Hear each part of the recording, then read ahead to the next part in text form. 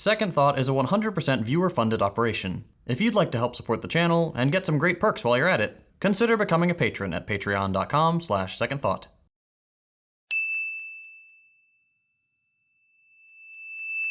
Hey, isn't it weird how every time Congress is about to pass some decently progressive bill, there's always one or two Democrats suddenly ready to come out of the shadows and tip the scales against it? It's not a coincidence. And as much as Biden complains about it, he actually prefers it that way.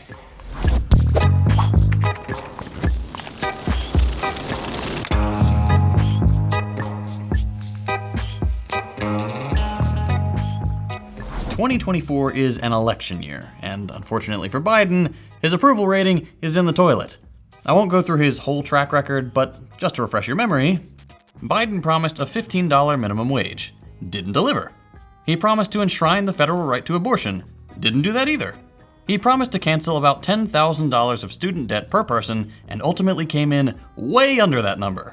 And then, of course, you have the recent stuff with the southern border where Biden's being far more xenophobic and draconian than most Republicans, even after calling Trump out for the same thing and promising to put a stop to the border wall, which he also didn't do. You get the picture, but politicians never keep their promises, so no one's really surprised. Even now, as we're hearing the Biden campaign make basically the same promises because, trust me, this time is going to be totally different. They just needed more time. Now that he's on the campaign trail, Biden is mostly pinning the blame for this sort of stuff on Republicans. It's time to rally every last Democratic voter behind him, and with a solidly Republican House and a sort of blue Senate at the moment, the reason things like that border bill didn't get through was because it was blocked by a strong Republican opposition.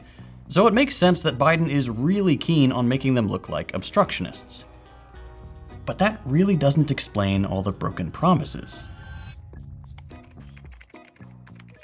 For about 2 years, Biden and the Democrats had all the power you can get in American politics. The presidency, the Senate, and the House. Everything swung blue in 2021. People elected Biden on a pretty tame set of progressive promises, ostensibly gave him and the Dems all the levers of power to make them happen and a good chunk of time to deliver. And instead, we got years of disappointment, watered-down proposals, and a "we believe in climate change" Democratic Party that's somehow still churning out alarming numbers of new fossil fuel permits. And to explain all that, we heard a very familiar excuse. Back in 2021, for example, Biden said this. I hear all the folks on TV saying, why doesn't Biden get this done? Well, because Biden only has a majority of effectively 4 votes in the House and a tie in the Senate, with 2 members of the Senate who vote more with my Republican friends. But we're not giving up. It's nothing we haven't heard before. When progressive bills die in the Senate, the story's always more or less the same. Liberal outlets and Twitter accounts start blasting whoever it was that flipped the last vote, whether that's a mansion or a cinema. Biden delivers a passionate "somebody really should do something about this, not me" speech, and that's either the last you ever hear about it, or 10 months later the bill has a new name, $10 billion in extra defense spending tacked on, and hardly anything left from the original. This sort of thing has been happening for a long time, and it's not without consequence. If you've been following politics for a bit longer, you might remember guys like Joe Lieberman, who, like Manchin today, sort of made being the Democratic Party's rotating villain his whole personality. He's dead now.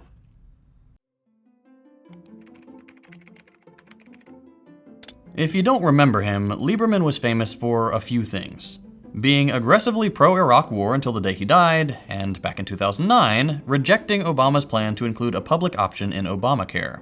The public option would have been a federal health insurance system that could compete against private insurance and drive prices down. In very simple terms, it would have made healthcare cheaper and made private insurers lose money. It's not quite abolishing private insurance the way Bernie's Medicare for All plan would have, but still, it was something. Anyway, in 2009, the Democrats had the votes in the Senate to pass the ACA with a public option provision included. Most Democratic voters and most Americans were in favor. And suddenly, right before the vote, in comes Lieberman, vocally opposing the public option, threatening a filibuster, and because he was the deciding vote, ultimately forcing the ACA to be drafted without it. The public realized what was going on, that even if Lieberman could block a vote by being a dissident and preventing the Democrats from having the 60 votes they needed, like the Republicans under Bush, the Democrats could use reconciliation to pass the ACA with a public option with only 50 votes.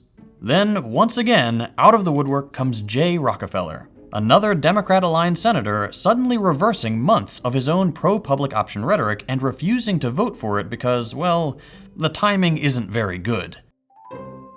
Why wasn't the timing very good?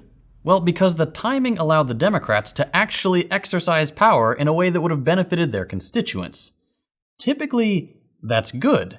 But for the Democrats, these are very bad circumstances because they force them to either find people willing to go back on their word or actually follow through on their promise. So, why does this happen? Why do we always seem to have these obstructionists within the country's major left party blocking even mild center-left policies? On some level, there's an obvious answer. And like in most American politics, that answer is lobbying. Take Lieberman. Over his career, insurance companies had contributed nearly $500,000 to his campaigns. Pharmaceutical companies almost certainly played a role too, with Lieberman's wife having several jobs in lobbying firms known for being cozy with big pharma, and that would have benefited from Lieberman's obstruction. The same goes, obviously, for guys like Joe Manchin, who is well known for being staunchly pro-fossil fuels and killing every bill that would lessen the US's reliance on them. Between 2017 and 2022, he was the #1 recipient of oil and gas and auto industry money to the tune of several $1,000,000. And you can say the same about centrist Democrats in the House.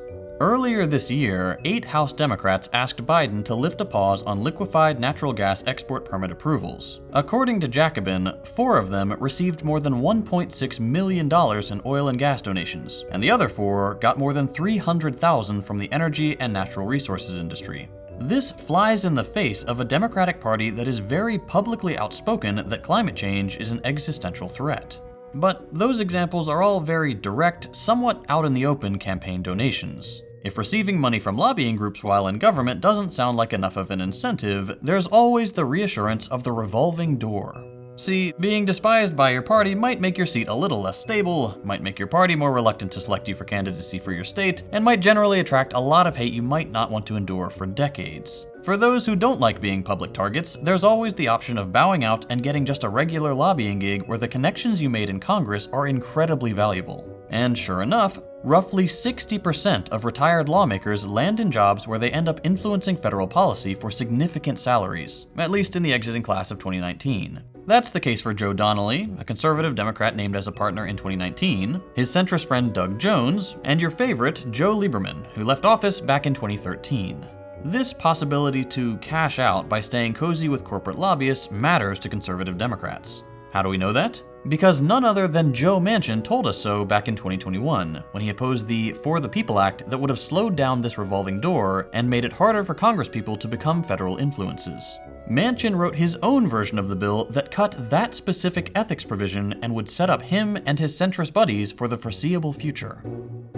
But let's get back to Lieberman for a second, because the especially egregious cases of this lobbying influence are probably best represented by his group, No Labels.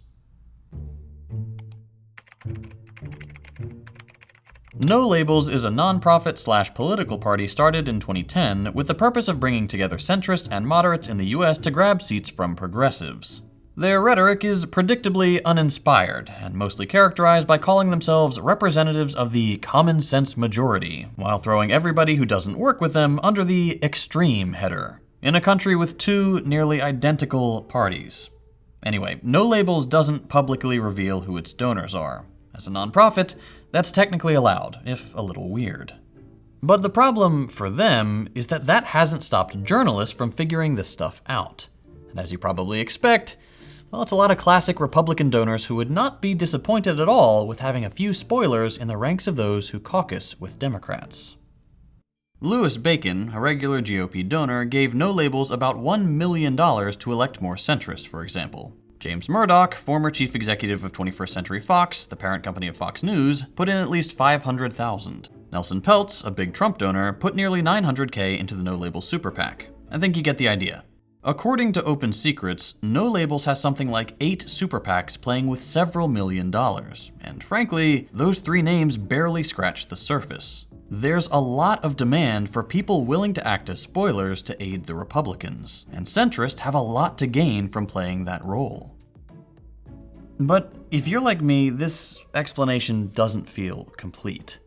It's not that lobbying doesn't matter. You can always find deep wells of corporate money going to these centrists and flipping their votes, but it's just not the full picture. It doesn't explain what's in it for the Democratic Party, who, by all accounts, not only let this happen, but actively play a role in keeping it going. So why doesn't just pointing to lobbying feel like enough?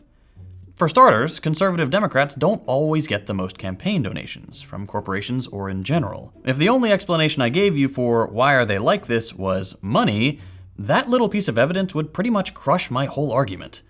There's other ways to make money than to be a self-interested fence-sitter, and plenty of Democrats get just as healthy a check from being regular partisans. Oftentimes, though, you'll hear that the explanation for rotating villains has something to do with the villain of the week's constituents. If some Democrats are more conservative, the conventional narrative is that they're probably just a better representative of a more conservative district or state. But that's not what the voting records show. Take a look at Gluesenkamp-Perez from Washington. She's part of a group of conservative Democrats called the Blue Dog Coalition, and beyond how lame calling yourself a blue dog is, you might remember her from her time in the villain seat as a vocal opponent of student loan forgiveness. Quote, "She was one of just 2 Democrats to vote for a proposal that would have thrown out the entirety of President Joe Biden's student debt relief plan, and would have also retroactively reinstated interest payments and reinstated some already forgiven loans." Since joining Congress in January 2023, she's voted with Republicans more than most of her Democratic colleagues, according to Slate. And especially surprising for a Democrat, that included voting for a Republican NDAA bill that restricted abortion access for those in the military and targeted DEI initiatives at the Pentagon. Now, Gluesenkamp-Perez flipped her seat from red to blue in 2022, sure. But that does not make her district especially red among House Democrats, nor can it explain these votes. Mary Peltola, a representative from Alaska, for example, ran in a state that Trump carried by 10 points last election, double his lead in Gluesenkamp-Perez's district. And she never voted against either that student loan bill or the NDAA anti-abortion stuff, because she didn't need to. So if neither constituency nor lobbying alone can explain these obstructionists, what does? The answer is the American political economic system. Its design and the power it gives corporations through a gridlocked Congress. We tend to think of congressional gridlock as the government not working. Gridlock, obstructionism, rotating villains, they all give us the impression of a government that suddenly stops and locks up its proper function. And indeed, that's the core of the Democrats' rhetoric. Democrats campaign on being bipartisan and working across the aisle because it's necessary to overcome gridlock and return government to a proper state of affairs. But that's not the case. At least not according to Sheldon Wolin. In Democracy, Inc., Wolin spells it out pretty clearly. Quote, "The true significance of near gridlock is not that it paralyzes governmental action, but that it prevents majority rule. Sharp and nearly equal divisions, the stuff of gridlock, are in the interest of some powerful groups who would be less influential, more threatened by majority rule. What is made more difficult by the politics of stalemate is the capture of state power to advance the social interests of the many." In other words, in a gridlocked Congress, power doesn't come from an electoral majority or the interest of the majority of citizens. Power comes from the control of a small number of seats. Control that great sums of money purchase for maximum effect and can easily outweigh what little power a majority of Americans can have through voting. According to Wolin, achieving this state of gridlock is crucial to the interest of a party like the Democrats. While the Republicans can be unabashedly pro-business, as the party meant to represent the left, the Democrats have to play a different game. While claiming to represent the interest of the majority, quote, "the poor, minorities, the working class, anti-corporatists, pro-environmentalists, and anti-imperialists," they also know that in a two-party system, these people don't have any other powerful representation. There is no viable third party for those who reject putting corporate profits first. And that means the Democrats can simultaneously use the rhetoric of progress while remaining competitive by catering to the interest of corporations who fund them just as much as their opposition. Democrats always need to remain a pro-business party if they want to stay in power. They also need to be seen by enough of the voting population as the only home for progressive politics. To square that circle, the Democrats need to have politicians who allow them to profess their supposed progressiveness without actually needing to deliver on it. As a result, every election becomes about winning this majority through mobilizing voters with progressive rhetoric. And once the seats have been earned, the extent of political participation for most people is now reduced to being upset about corporate Democrats and the lobbyists behind them, and waiting for the next election. Quote, "Gridlock establishes the conditions of electoral politics. In elections, the party set out to mobilize the citizen as voter, to define political obligation as fulfilled by the casting of a vote. Afterwards, post-election politics of lobbying, repaying donors, and promoting corporate interests, the real players, takes over. The effect is to demobilize the citizenry, to teach them not to be involved or to ponder matters that are either settled or beyond their efficacy." Wolin calls this state of affairs managed democracy. It's a system in which, rather than being dominated by the tyrannical majority the Founding Fathers whined about, a careful set of controls is put in place to empower a corporate minority and block any form of majority rule that doesn't align with its preferences. So under this system, winning for the Democrats doesn't mean getting enough seats to do whatever they want. They win the game of politics when they can get just enough seats to do the bare minimum and keep voters coming back without seriously upsetting the corporate backers whose influence is much more important and who they actually need to care about. Now, weakening popular majorities was always built into the structure of American government, with its electoral college, bicameral legislature, and unequal term lengths between the more popular House and the more aristocratic Senate. But the rotating villain strategy specifically lets the Democrats sit back and retain enough legitimacy by letting just a few of their colleagues take the heat for voting against policies they don't want to see happen. And to make this strategy work, Democratic leadership is highly involved in the process of sidelining progressives and keeping their numbers to a minimum, while throwing their support behind centrists they'll get to scold down the line. For example, it was recently revealed in the American Prospect that 4 former directors of the Democratic Congressional Campaign Committee, the official campaign arm of the Democrats in the House, have been working against progressive incumbents to get conservative, centrist Democrats elected instead. This is the same organization that, 4 years ago, while many of these directors worked there, had an official policy against using party resources to attack incumbents. But the difference was that in 2020, the incumbents were the centrists, and now they're the progressives. So attacking them is totally fine. But those are former directors. The fact that they aren't really official Democrats anymore might be enough to dismiss them for some people. Much harder to dismiss, though, are the current Democratic leaders in the House throwing all their weight behind centrists that regularly vote against the party. Back in March, Sludge revealed that, quote, "The House Democratic Leadership Super PAC donated more than $1.1 million to a lobbyist-run centrist group that has worked to undermine the Biden administration's agenda on lowering drug prices, regulating the finance industry, and put hundreds of thousands of dollars behind obstructionists." If the party wanted to actually do stuff when in power, its leaders wouldn't throw so much money at the corporate darlings it knows will block every bill that would fulfill a campaign promise. Case in point, Hillary Clinton just endorsed George Latimer against the more progressive challenger Jamal Bowman in the primary race in New York. Who's George Latimer? Well, according to Clinton, a, quote, "strong, principled Democrat who will fight for President Biden's agenda." According to Latimer's own track record, though, he's a centrist who refuses to raise taxes on the wealthy and will stand behind Israel no matter what. That race, by the way, has become the most expensive House primary ever, in large part because United Democracy Project, an AIPAC-affiliated super PAC, pumped in more than $14 million in ads for the centrist candidate. And it's not the first time we've seen Democratic leadership do this. 3 years ago, once again in New York, the chairman of the state's Democratic Party, Jay Jacobs, ran the same smear campaign against a progressive to defend the party's centrist option, one of the highest-ranking bipartisan House members, Carolyn Maloney. But don't misunderstand me here. At the end of the day, what the rotating villain trope shows isn't that there are good and bad Democrats. That's not the point. Just about any Democrat can take on the role of an obstructionist. It's nothing exceptional, and many do. Sinema used to be a radical progressive running with the Green Party. That never stopped her from becoming a huge obstacle to progressive policies. The point is that for every somewhat left-wing Democrat opening up space for working-class politics, there is a party apparatus, a governmental structure, and a corporate stranglehold on politics ready to unravel their efforts. For every progressive campaign promise, you can always keep in your head a little asterisk that says, if we feel like it won't hurt our finances too much. And while a few Democrats take the heat for being the flipped vote, the party, and dozens of regular rank-and-file elected officials, get all the benefits of opposing progressive politics without actually having to admit it.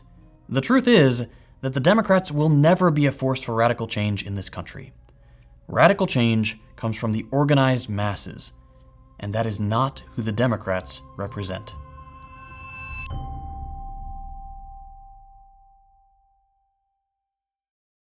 I mentioned at the beginning of the episode that this channel is entirely grassroots funded. Since sponsors don't want to touch videos like these, we have to rely on the generous support of viewers like you. If you'd like to help keep this channel afloat and get some great perks while you're at it, consider becoming a patron on Patreon. All patrons, regardless of pledge amount, get early access to every video, plus access to our patrons-only Discord server.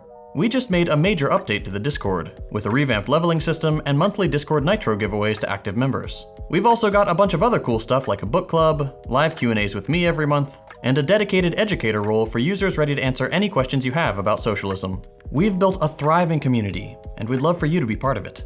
So if you'd like to join the Discord, get early access to every video, and help support genuinely principled socialist content, consider becoming a patron at patreon.com/secondthought.